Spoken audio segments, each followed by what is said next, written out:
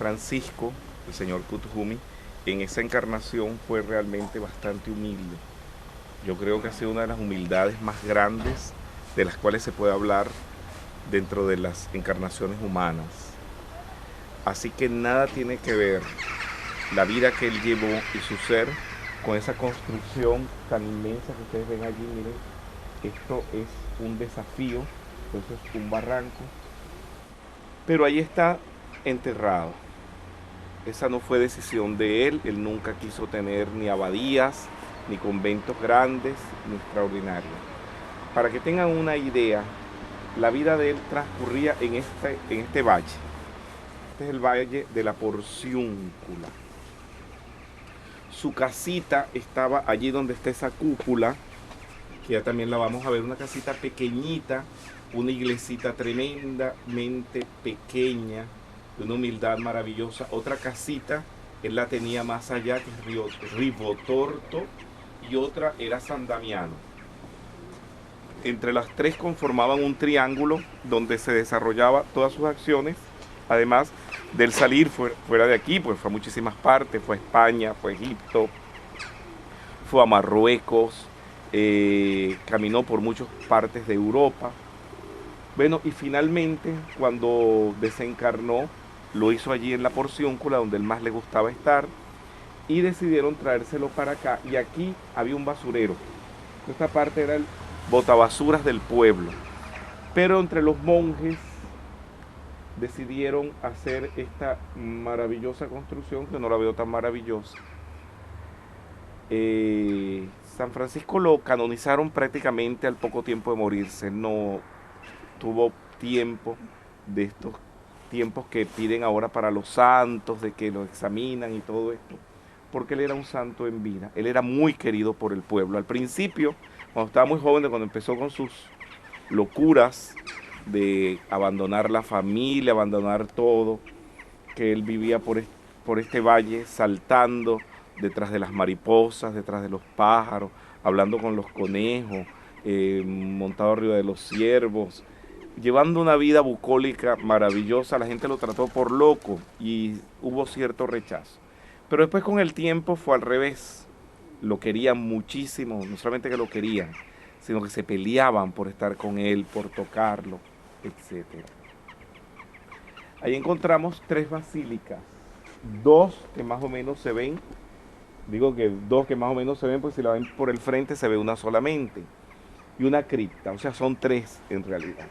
La de arriba, hermosa, un estilo gótico muy depurado, muy simple, muy hermoso.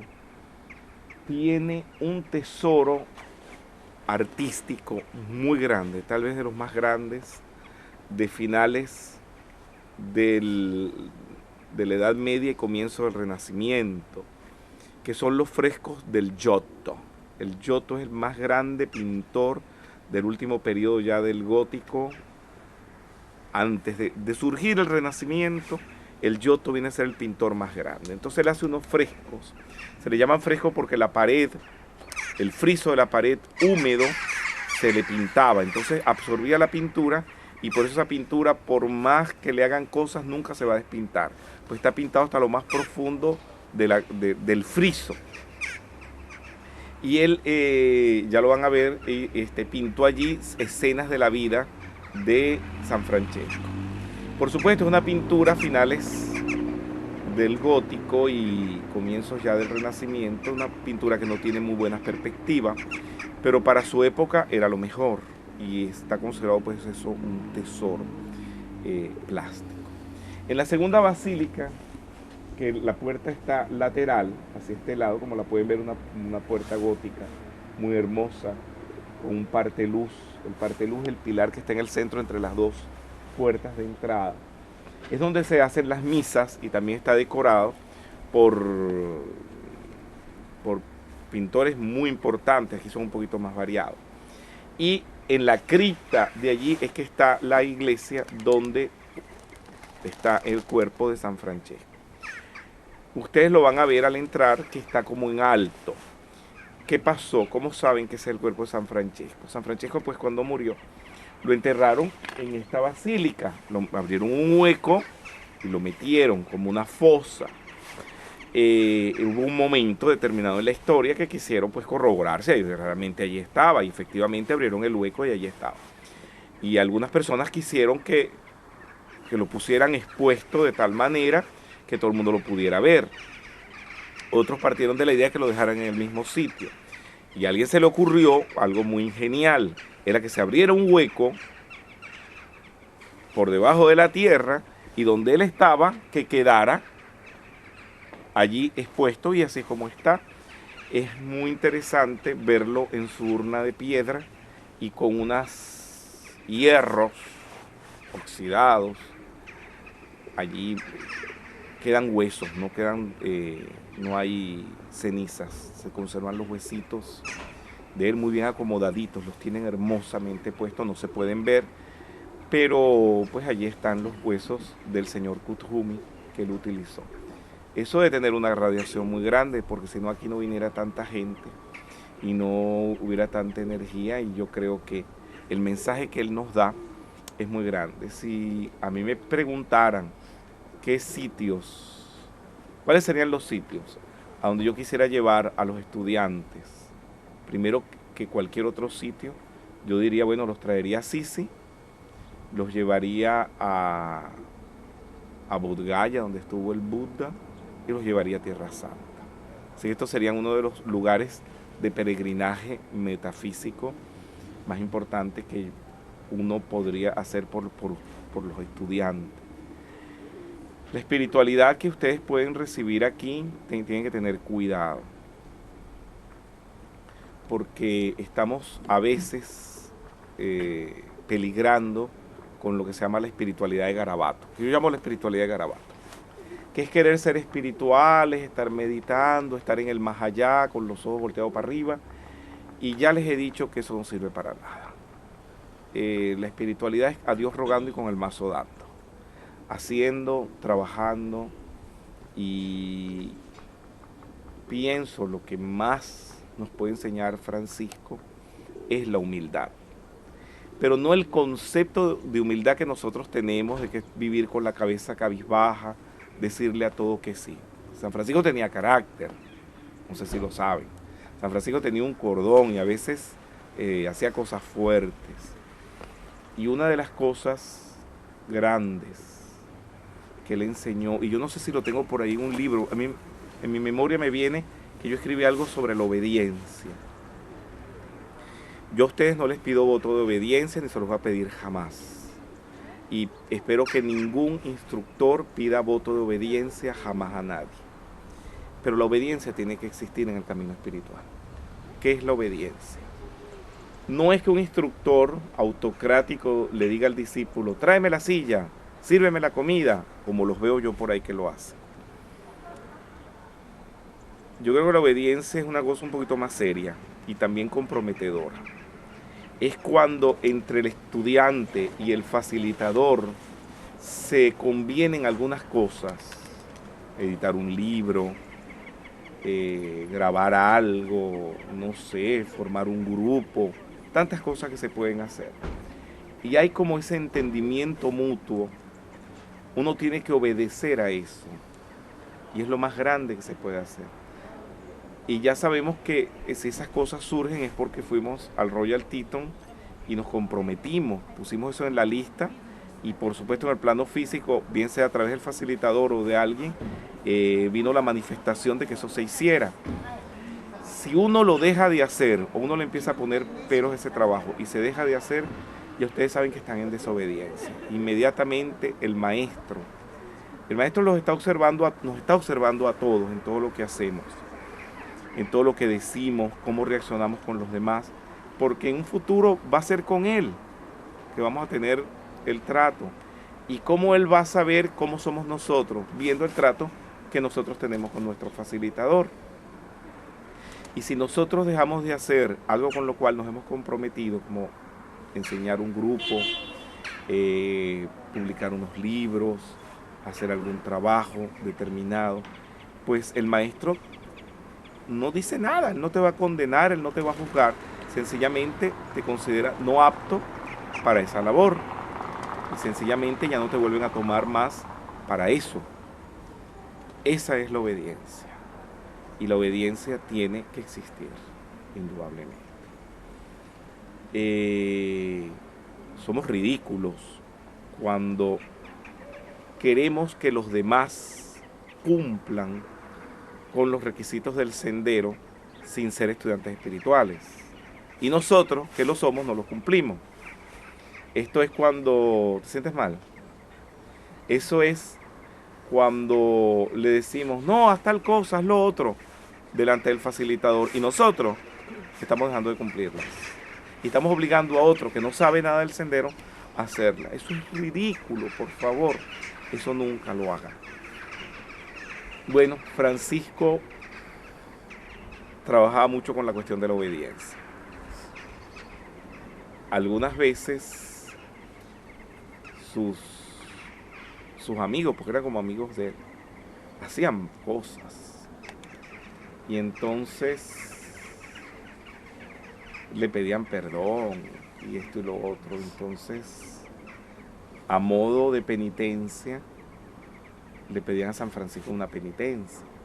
Y entonces, a veces los mandaba a predicar desnudos. Él no tenía mucho problema con desnudarse. Él, cuando lo llevaron a la porciúncula, cuando se iba a morir, pidió que lo dejaran desnudito. Por cualquier cosa se desnudó allí, ya les voy a enseñar dónde se desnudó delante de todo el pueblo y le entregó todo a su papá. Y él se lo hacía a los discípulos del desnúdense y póngase en el púlpito a predicar. Y ellos lo hacían. No sé por qué en la vida de que hacen de él en las películas no hacen esas cosas. No las ponen, pues, son bien curiosas. Jacoba era una mujer riquísima que vivía en Roma y adoraba a Francesco. Y ella lo mimaba, pero una cosa impresionante.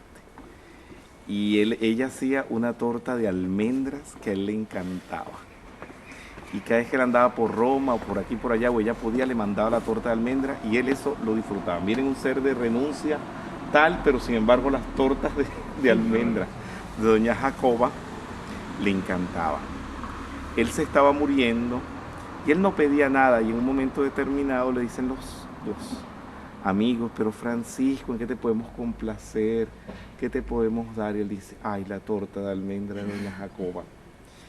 Jacoba le habían dicho pues que ya Francisco estaba en sus últimos días y ya había tomado camino para Roma, desde Roma para acá, para Assisi, y lo que le trajo fue la torta de almendras sin que le dijeran que él la habían mandado a pedir. Y ven que no dice que sea santa ni nada, pero ha merecido estar en ese lugar tan sagrado por haber sido un ser que amó tanto a Francisco y puso su fortuna a la disposición pues de la orden y de lo que Francisco estaba haciendo. A mí la historia de ella me encanta. Jacoba y sus tortas de almendras. Como Francesco fue el primero que hizo el primer nacimiento, siempre donde está él, aquí está su tumba, ponen un nacimiento en diciembre. Y lo ponen siempre de tamaño natural. Y es costumbre siempre en los nacimientos ponerlo a él. Así que una de esas figuras es Francesco. Y también ponen a Santa Clara.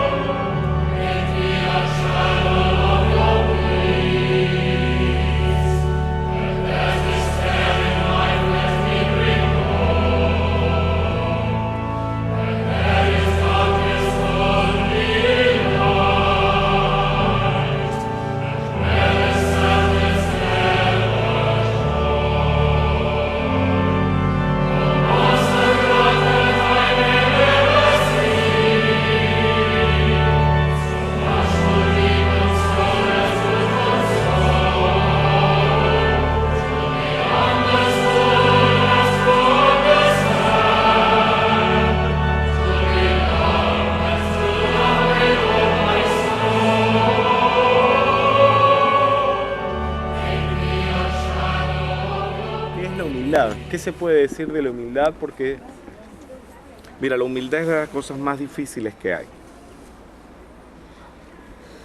Yo reflexiono todos los días sobre qué es la humildad.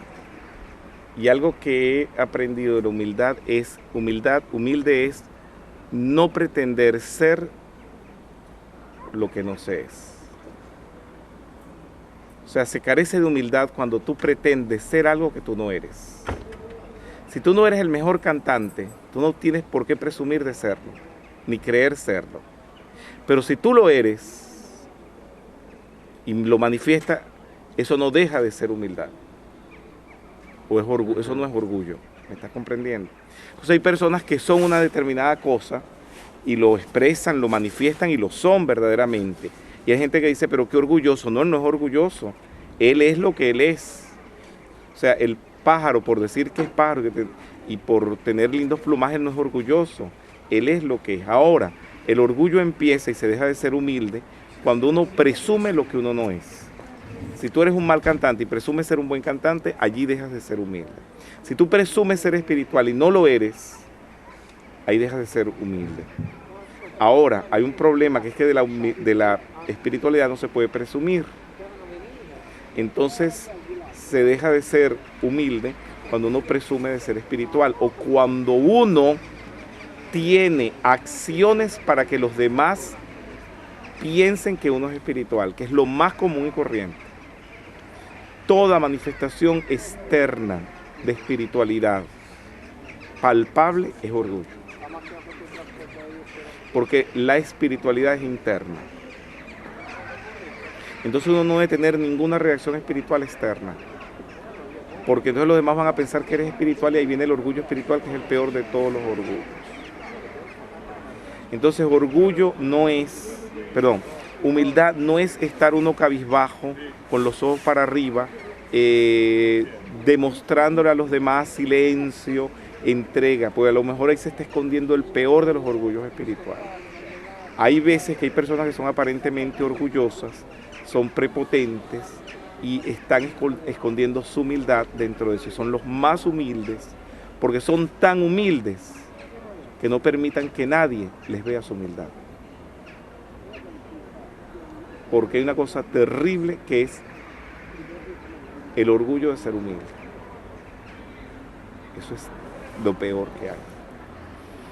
Yo he estado al lado de personas que han demostrado eso, que es muy fuerte, ¿no? María Luisa Rodríguez era una mujer autoritaria, capaz, mandona, de un carácter fuerte, y ella todo lo que hacía, sus grandes cosas no las presumía, no se las decía a nadie, y dentro de aquella prepotencia que cualquiera la catalogaría de prepotente y de orgullosa, había una humildad tremenda, de que hacía una cantidad de cosas que todavía hoy en día hay gente que ni se da cuenta la cantidad de cosas que ella hizo. Eso es muy tremendo.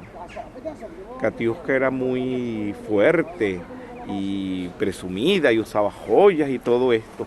La revista El Nuevo Pensamiento lo hacía ella y no está su nombre por ningún lado. La revista El Nuevo Pensamiento de Connie. La revista La Voz del Yo Soy lo hizo ella y no está su nombre por ningún lado. Mágica Presencia y Misterios de Velado lo tradujo ella y no está su nombre por ningún lado y aparece el nombre de Connie Méndez.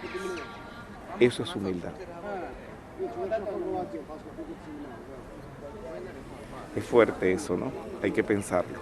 Bueno, y entonces cuando se habla de la humildad de San Francisco, la humildad franciscana, ¿en qué se le veía o qué cosas de su vida podríamos? Pero que fíjate tú que tú me estás diciendo que en qué se le veía y yo te estoy diciendo que no se debe ver. A veces esa humildad es simplicidad, llevar una vida simple, no estar atado a nada, ni externamente ni internamente, como que hacer lo que hay que hacer. A veces uno viene a la encarnación y te toca, no sé, publicar libros para que los demás aprendan metafísica, te toca dar clases, entonces haciendo eso tienes que regañar, tienes que ir para la imprenta, armarles líos a los impresores, y no sé, tantas cosas que hay que hacer, y a veces hay humildad en eso. Por si tú no hicieras nada de eso, no funcionará nada. Entonces, pero quedas como orgulloso delante de los demás, como prepotente. Entonces tienes que renunciar a que los demás te vean como humilde. Imagínate, eso es terrible. Es lo más terrible de todo.